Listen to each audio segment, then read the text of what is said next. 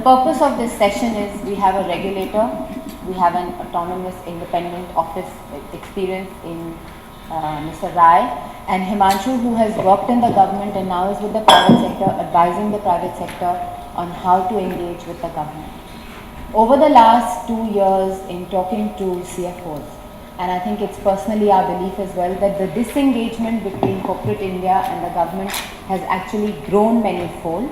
And unless that engagement improves, there is no question of the kind of things that you expect or would like to see from the government changing.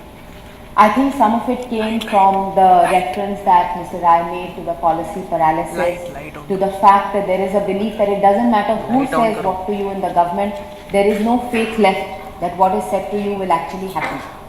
But I don't think that's the way forward. So the purpose of this session is threefold. One, what are the kind of issues that CFOs can hope to engage with government on? Two, what should that manner be? And three, what is the manner in which they can ask for these changes or influence policy, not in any unwanted way, but in a constructive way. How can we inform policy, monetary, fiscal, taxation, all of these, so that the operating environment for corporate India becomes more conducive. So if I can start with Himanshu, since he hasn't spoken, combine your role as somebody who's been in government and now in the private sector, and then I'd like to ask Dr. Gokaran from his experience at the bank to talk about whether there is a platform in which we can engage with corporate India, and then after that, and then I'm going to open it up to the floor. Yeah. So I confine myself to tax policy because that's my area. And I was earlier in the revenue service, now I work in the other side, and I'm currently negotiating with the government several advanced pricing agreements in the field of transfer pricing, and I'm sure many of you present here would have heard of APA's, advanced pricing agreements, especially because of the frenzied manner in which transfer pricing adjustments have been made in the recent past. And let me first talk about three changes which have happened, which influences the terms of engagement which industry has or should have with the government, especially in the field of tax policy. First is the change of mood within the government. Till 1.5 years back, the policy makers within the tax administration were very gung-ho, and they thought, they lived in this hubris that they didn't need foreign investment and that FDI would flow in, notwithstanding their tax policy positions. And that was reflected very sadly in a very damaging manner in the way they reacted to the judgment of the Supreme Court in Vodafone case, and they amended the law retrospectively. And I think that is a single most important development in the recent past in our tax policy landscape, which has adversely impacted India's image abroad and has decidedly impacted the manner in which foreign investors perceive our country as an investment destination. But now times have changed, and we all know the economic scenario in the country, and now this realization is increasingly dawning within the policymakers that they cannot act in the manner they have been used to over the years. And they have become, as Mr. Rai said earlier, they have understood that they need to engage in their industry, they need to engage with the stakeholders when they frame legislations, when they frame rules, and when they talk to the taxpayers. So the MyBAP mindset is definitely changing, and that is being reflected in the manner in which the government puts out draft legislations and rules in the public domain. Some of you may have read about the safe harbor rules in transfer pricing, which are currently being debated. Stakeholders have given their inputs to the government, and the government is considering those. So that is the change of mindset within the government, which is a very positive and welcome change. Second is the change in the mindset of the corporates. Earlier, tax policy and tax issues was one of the subsidiary issues and did not really concern the top management of companies. But now, not only in India but worldwide, tax has become a very complex subject, and the tax risk, because the quantums involved are so huge, now concerns the interests and attention of the top management. This is the second development. The third development, which concerns all of us here, is the international change of mindset of the people, of the political leaders. Some of you may have read about the G20 and G7 declarations on base erosion and profit shifting. Now, the governments worldwide feel that multinational corporations especially are shifting their profits and they are not paying their legitimate taxes. And this view has further gained fillip by the civil society organizations and the media, which are now, the campaigning worldwide that the multinationals ought to pay their legitimate share of taxes, and it has become a moral and a PR question, a corporate social responsibility type of question. So these are three important changes in the tax policy landscape, which are impacting all of us. Then coming to engagement, I'll speak from my practical experience as to how the engagement process can be initiated and sustained with the government. Right now, the level of engagement is very rudimentary, and I would say, let me first talk about how to engage. So far, the traditional forms of engagement in tax policy especially has been that of a mendicant. The industry every year presents its wish list before the budget, which is basically asking for reduction of tax rates and extension of tax holidays, which is not taken very seriously because it is something de rigueur done every year. But now, with the changing times, I feel this is the right time to engage with the government policymakers in tax especially, and give your inputs based on your international experience, based on your in-house experience and your expertise. Because the government does not have that kind of capacity in our country especially, especially in the field of international taxation and transfer pricing. Many of you are part of multinational corporations who have operated in advanced jurisdictions where the tax laws have much more developed, and they have the experience of dealing with these issues, whether it's a transfer pricing or it is CFC rules which are coming in, or GAR rules which are earlier discussed. So when you discuss with the government, it is not that of a mendicant, but that of an equal. When you give your inputs about your experiences, then you are taken far more seriously than what has been the situation so far. Second issue relating to terms of engagement would be when to engage. There are times when policymakers are completely adversarial to your positions. And those are the occasions when we don't want to engage. Right now, for instance, the situation is, I said earlier, very much conducive for a constructive dialogue between the industry. So sensing that opportunity and finding the right time, the timing issue as to when to engage with the government is very important. In this respect, I want to point out that advanced pricing agreements are right now being negotiated. It is something unheard of that the government negotiates with the private sector and arrives at a decision much in advance. And in my experience, I found in the last 5 months that the government officers who are responsible for these negotiations are very, very positive, in a very uncharacteristic manner, despite the fact that for the first time they are sitting and negotiating with the taxpayer, and the taxpayer has the option of walking away if they find that the positions adopted by them are unreasonable. The third point I want to touch upon is how to engage with them. When we engage with them, it should not be in the form of, as I said, in form of petitions. It should be in the form of interacting with them at the industry level. You don't project your issues as a company specific issue, but as an issue which concerns large number of companies, and only then the government is willing to listen.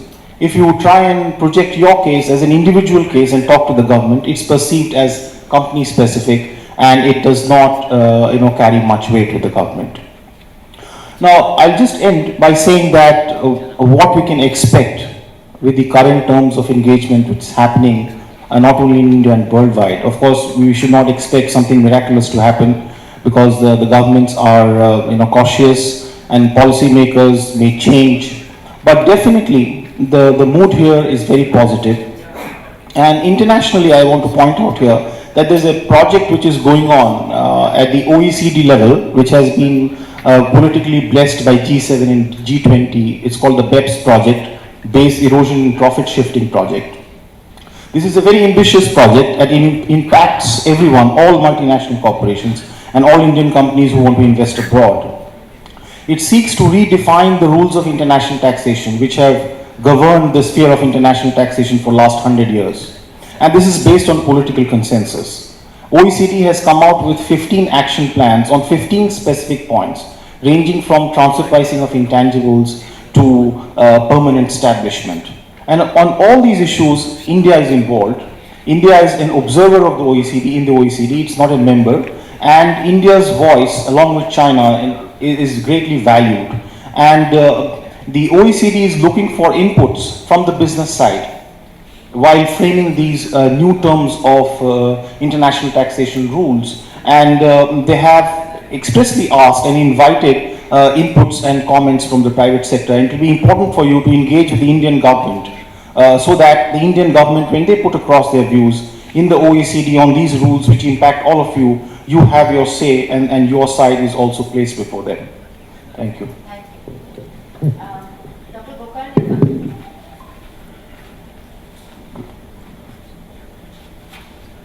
if I can ask you to start with, from your experience at the RBI, what sort of mind share does corporate India command?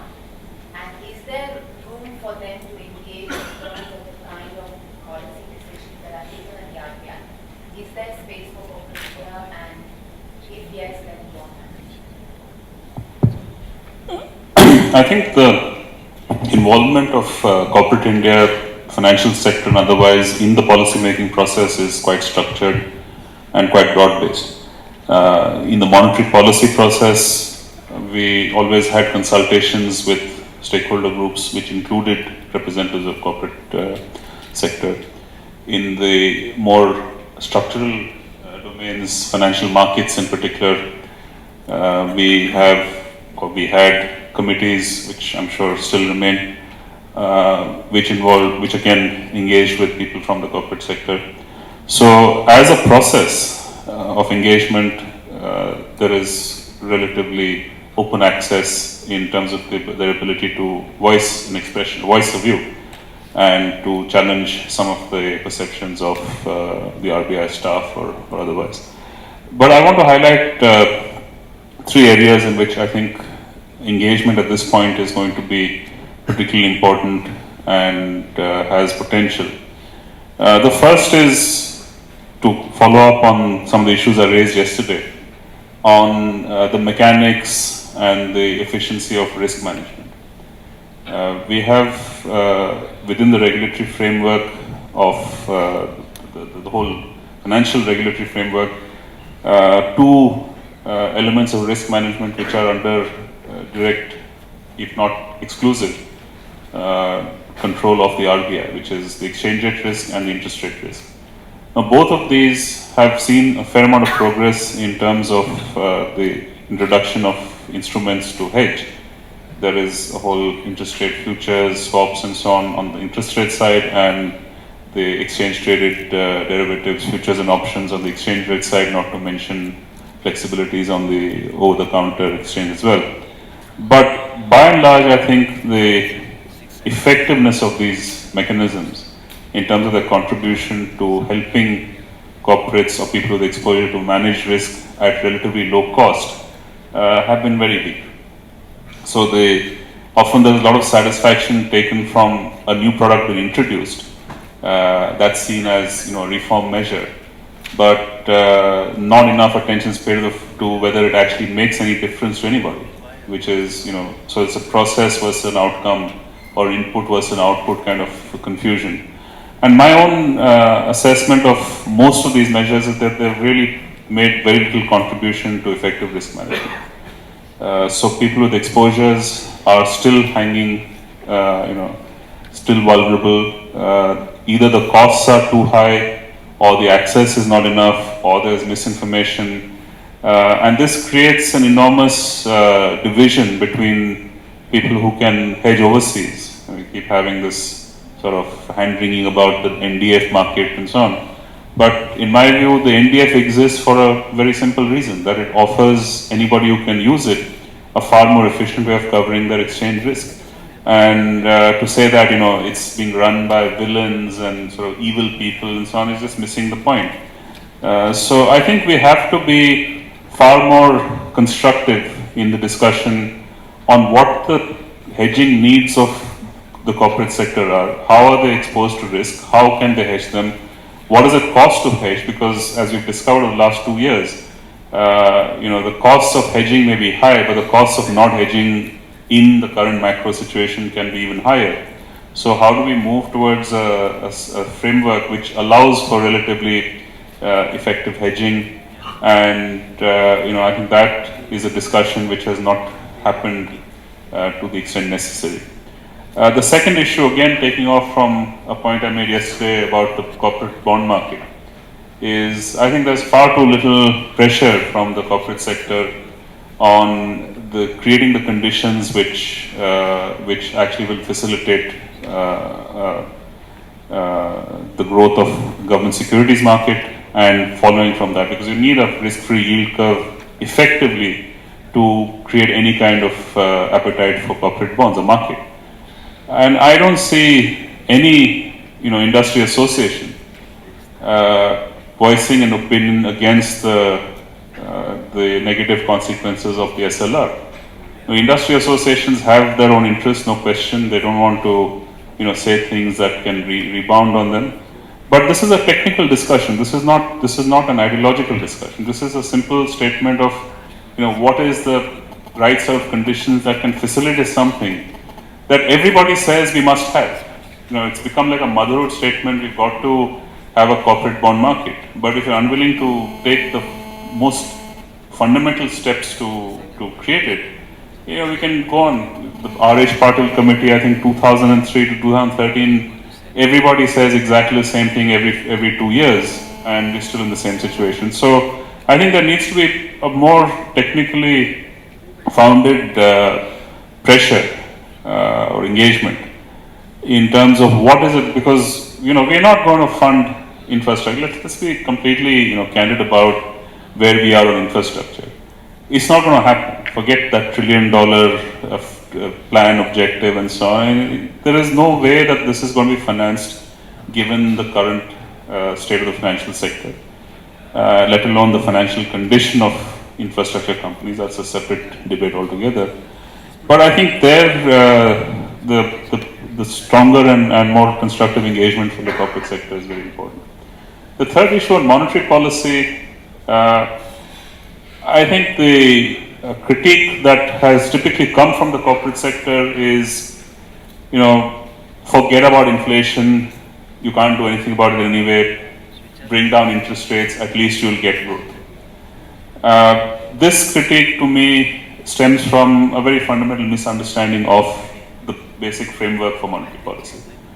And to keep casting it in this trade-off mode, I think misses the point that inflation hurts growth. You can't get growth if you have persistent inflation. There is no, you can look at any data that you would like across countries or any period of time. Countries have grown fast with low inflation over long periods of time, and they've grown slow with low inflation over long periods of time. But nobody has grown fast with high inflation for long periods of time. So that is a kind of a historical pattern which is completely missing from the kind of commentary that comes from industry in the monetary policy debate. And I think it's very important for the basic premises of the framework to be understood and articulated. And that's not happening. So the debate gets often caught up in exactly the wrong kinds of things. It suggests very short-term thinking, which I don't want to sort of make as an allegation. But it's really missing the point that you cannot have high growth for long periods of time, which is what everybody wants, presumably, if you have high inflation alongside. It's not going to happen. Sooner or later, the thing will come crashing down. And that is, I think, another level of sort of common or shared understanding which is important for this dialogue to establish.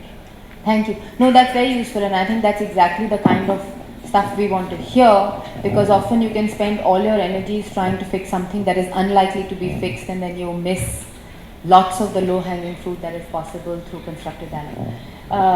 Sir, I'd like you to talk not from your experience with the CAG, which is what we heard in the last session, but from your years in the bureaucracy, when you would have had the private sector try to engage with you in terms of change, what works for a career bureaucrat in terms of engagement with corporate India? See, what I wanted to mention was a stint which I did in the Commerce Ministry, which was the trade, another long stint that I did in the Finance Ministry. I must accept first that there is no structured format for consultation with private enterprises. The engagement takes place, but it takes place on individual basis. When each one, maybe of you or each one on our side, have issues, we get together and discuss them depending upon need. It's not a broad structured setup. And Government of India has at points of time experimented with trying to bring industry people into government. I mean, we've had petroleum secretaries, commerce secretaries, economic affairs secretaries who have been drawn from the corporate sector, technocrats if I can call them. On the other hand, we have a large number of people like Nandan today, Ramadurai today, or Sam Petroda for a long time now, advising government on various issues, but these are all very selected.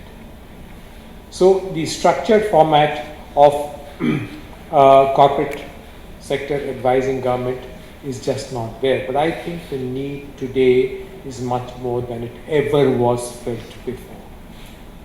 And the need should not be at the level of, say, Deepak Parekh or Adi Godrej, the same people being the photo ops that you see every year just before the budget consultations, etc.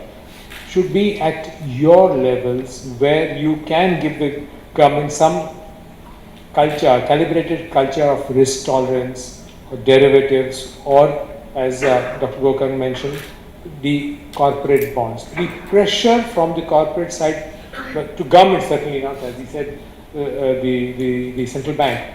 Government certainly is not feeling the pressure that there is an intense need for depth in that particular market.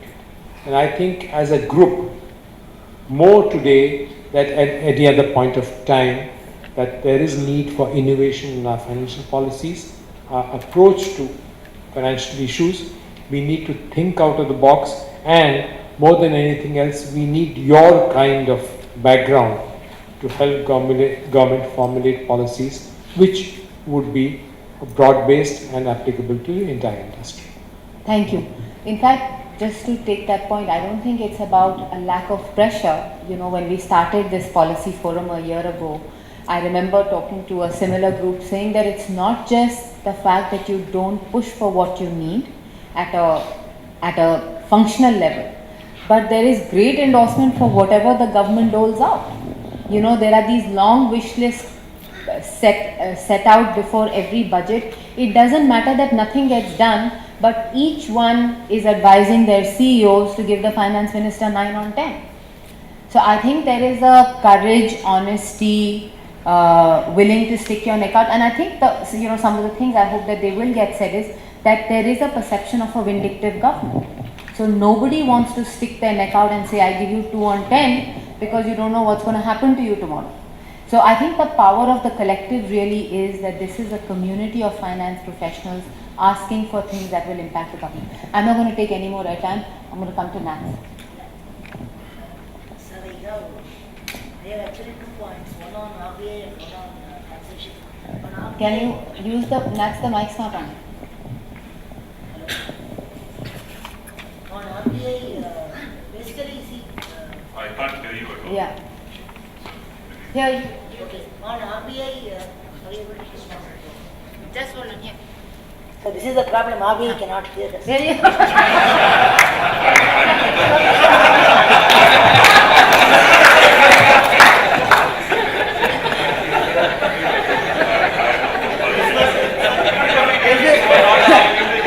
No, this is what we call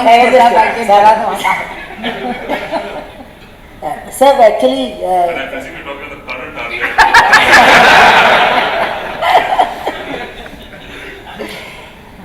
so there are 2-3 issues. See, more importantly on the clarification issue. It is not. I am trying to give you a specific example. For example, there is a category called FECA investments, and if you see FECA investments, if you see the original RBI circular, it did not say that a secondary purchase by FECA companies are not allowed. But RBI as a policy was not allowing a secondary purchase by the FECA companies. When I met the AGM of RBI, for example, he said no, it is not allowed. We went to the AD said it's not allowed. But then I showed the circular, said where is it saying it is not allowed? He said, yeah, it is not saying it is not allowed, but it is not allowed. So please go and talk to the CGM. We have been talking after now last 5 years, now recently last year, they have allowed secondary purchase under FECA investment. So it is not, yes they hear, but 5 years is lost. So that is first statement. Second point what I wanted to tell you is on this LRS. If you see, on 15th July, when this revised circular was issued on this LRS to tighten the exchange rate, so there is under LRS, if you see, a individual can invest up to $200,000 in a public company or otherwise. That or otherwise means that it is also a private company. When you change it, that $200,000 to $75,000, that otherwise word was left out. It is purely a draftsman mistake. That nobody even realized. The ADs were accepting the money. But then after 1 month, the RBI came back and said, no, it is not allowed. So AD himself was not this thing. Then we represented to RBI. He said, no, that was not the intention. Now after 1 month, now they are allowing. But what happened to that 1 month transaction? So if you know that in spirit it is allowed, RBI should take some lenient view on the genuinity of the investment and then take a view. So that is my point on RBI. Then I have something on taxation. Should I continue? Quickly. Okay. On taxation I have 2 comments. One is on this transfer pricing, entire transfer pricing. Why should every person should go to APA? For example, Sasken has to go, Wipro has to go, Tavant has to go. All 3 are IT companies. All 3 have to go separately and take a APA. Why? Why not government publish industry-wise what is the markup? Like a regulation. So it makes life simpler. Okay. So the problem is, I think both the government, tax authorities and the consultant want to create a confusion so that everybody survives. The biggest loser is the corporates, because who have to pay to engage the consultant, to mark up on the top of it tax, then there is a various litigation. The second point is the last point. Is on the company specific question. So you mentioned saying that we should not engage on a company specific, we have to engage on an industry. And this we have experienced, saying that when we go to any authority on a company specific, we say no, it's an individual company issue. So what? If it is an individual company issue, you are here to resolve our company issue, right? Why are you saying that I should go to a forum and come to you? No, I think that's a separate point, Nance. That there are some things that you can ask for collectively to put pressure. Every company is going to have its own individual issues which you have to sort by yourself. But even I think there is a saving of resources, that if there is something that 25 companies face, then that the forum can take up, and it makes the voice just that much stronger. No, but even when you have an individual company issue, when you approach the tax or RBI, so the immediate response is, it's your individual company issue, so what?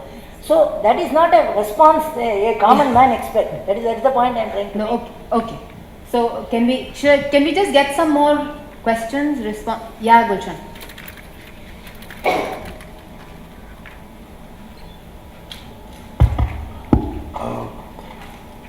My question is to Dr. Rai. In terms of lobbying with the government authorities, and I work for a semiconductor company, and time and again the government has also realized the importance of semiconductor for this country. Now what happens typically on this issue is that as a protocol we come under the DIT, the Department of Information Technology, and all our lobbying, all these submissions, they go via the IT minister.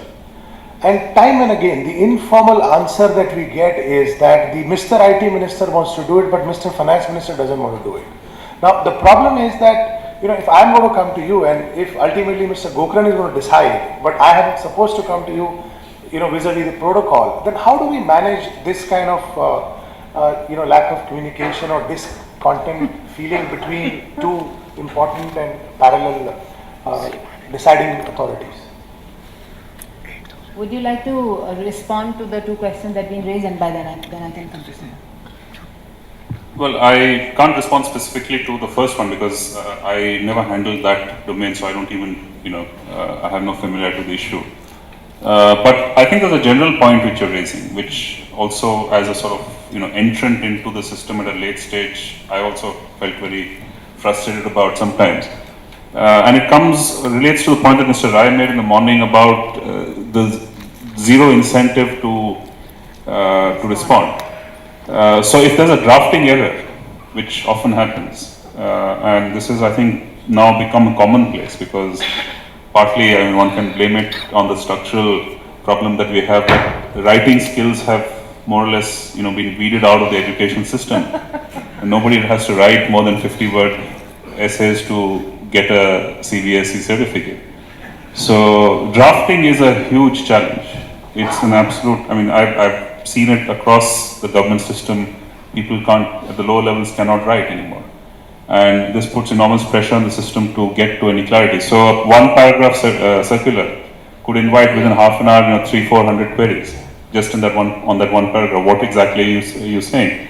So what happens here, I suspect, is that a bad draft then gets into the system and nobody wants to take a decision which clarifies it. So then you start to push it up and that takes its own time. So I think here there is an opportunity for a constructive engagement. For example, beta testing of circulars may not be viable because it reveals intent.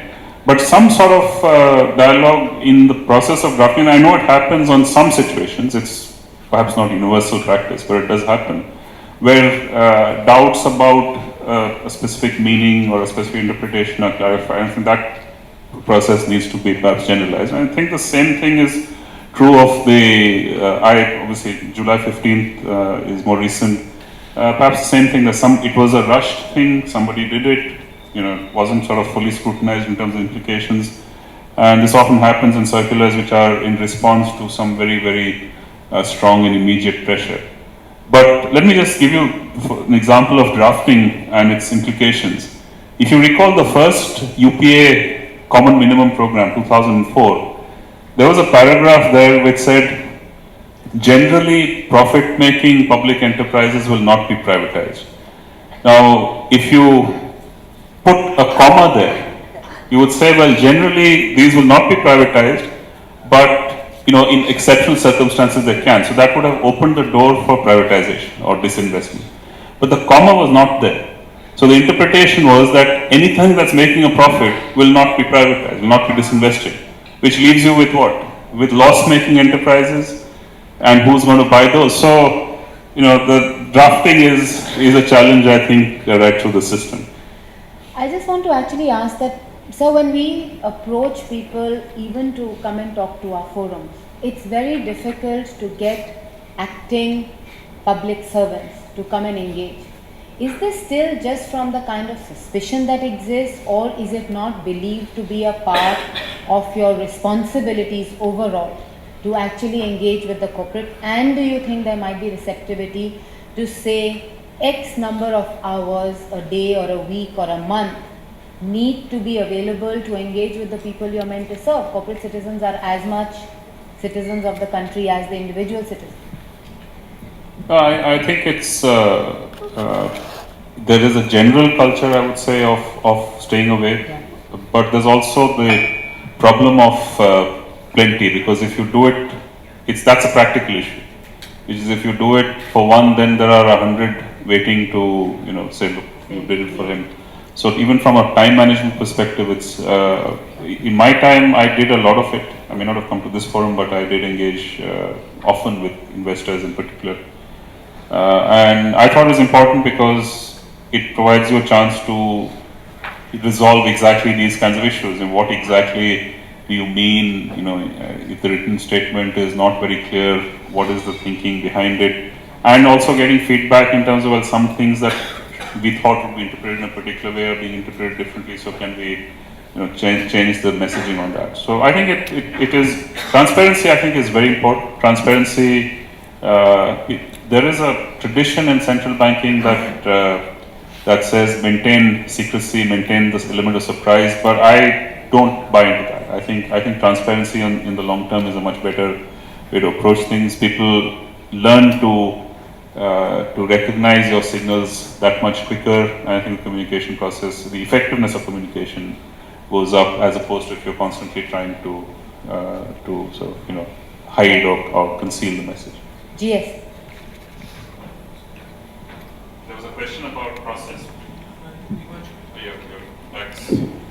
Yeah, let me respond to the two questions on tax. The first one is that why each company should go to APA separately.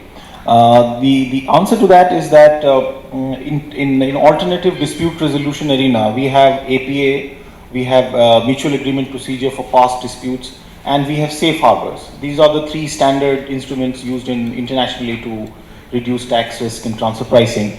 And if you're talking about industry-specific benchmarks, then safe harbor is the answer. And some of you would be aware that safe harbor, the draft rules are in public domain now. And IT and IT-enabled services, contract R&D, manufacturing and auto, these are the sectors which are proposed to be covered. So I think this is the time, if you feel that you are covered or you want to get covered, you should make your voice heard. And that would eliminate the necessity of going for an APA on a case-by-case basis. Secondly, on the need to hire consultants, I feel that despite being a consultant and a lawyer, I can tell you that you can conduct these negotiations on your own. These are not really rocket science. You know your business more than any other consultant. And if you engage with the government on your own, I do not see any problem in getting a favorable outcome. It's just that most companies I feel are lacking in resources. So it's a resource issue, not something arcane going on between consultants and the government. Secondly, on the issue of why individual companies should not go to the government, I think we should distinguish between a grievance and a policy issue. As a company, if you have a grievance, then you have to follow the grievance redressal mechanism, which is a completely different model. But here we are talking about policy issues. And when you represent to the government on a policy issue, it is not enough to say that it just impacts me. You have to make a common cause with other people, and only then the government will be serious enough to take it up as a policy challenge and consider revision. Thanks, that's great. So the coordination between the ministries. Yeah, you see, it's a common malady. It's always that every department proposes and the finance ministry ultimately disposes. So it happens just across all departments. But two issues in this. Number one, the minister concerned is not worth his salt if he is not able to espouse the cause of your industry and be able to force it across the finance department or the finance ministry to ensure that it gets accepted if he is convinced about it. And that's what you mentioned, that the Minister for IT is acceptable to the idea, but the finance minister is not. That's number one. Number two is, and this has happened any number of times, all departments, that if the department concerned, the minister concerned is convinced about it, he prevails upon the finance minister and ensure that it is done.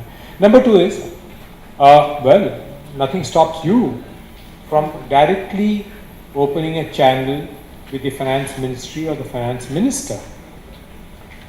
You have an AGM, call the finance minister to the AGM, sensitize him about the issues, makes acceptability on that side that much easier. You soften him on that particular thing, or have a delegation once, twice, thrice, call upon the finance ministry people and push this issue into them.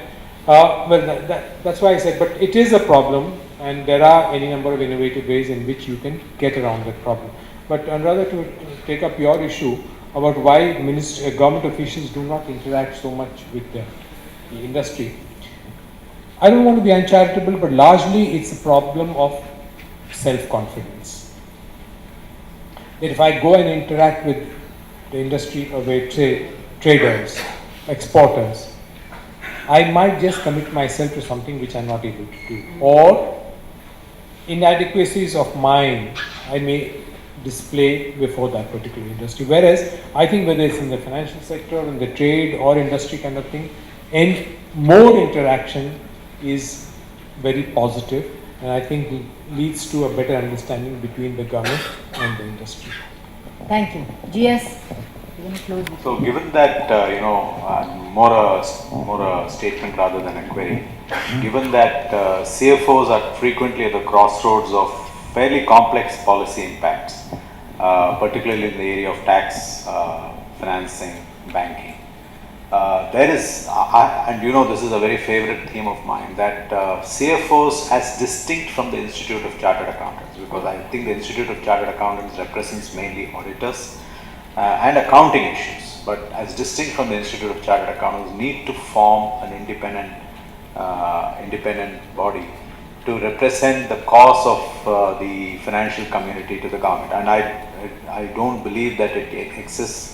This has been a favorite theme. I've tried to espouse the cause for this for several years, but to no avail.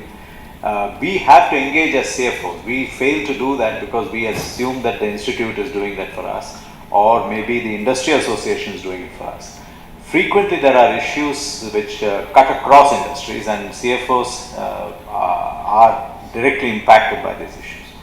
And we still, even today, do not have a strong enough forum which can talk intelligently to government and probably work with government in directing it in the correct direction.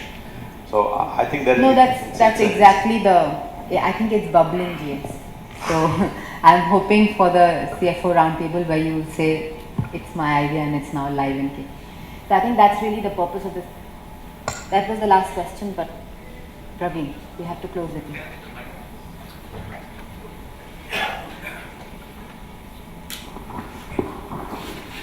Recently, we have seen that a lot of companies are basically facing the financial turmoil and going for either restructuring and or the CDR route for loans.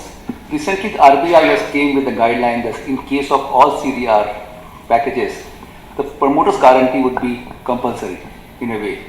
Now, it is basically just go back to fundamentals that the company has been established as a limited liability company, and in this case, the RBI is trying to force that promoters should bring his personal wealth into play simply because the company has gone bad. So I think somewhere we have to distinguish that when you establish a company as a fundamental rule that your liability would be limited, how can you force promoters to bring his personal wealth into the play simply because the company has gone? In fact, earlier there used to be discretion, but now I think it's become mandatory that in all cases personal guarantee would be sought for, which is I think one fundamental issue which has to handle. And I think in that case, even the banker's chairman should also bring into same liability in case the company which you have funded has gone back, then you should be also personally responsible for those cases. So we're going to discuss this offline because it's a technical issue, and I'm going to bring the session to a close on the final note from GS, which is really that we'd like to create a platform for CFOs to engage with policymakers more often. Please join me in giving our panel a big hand.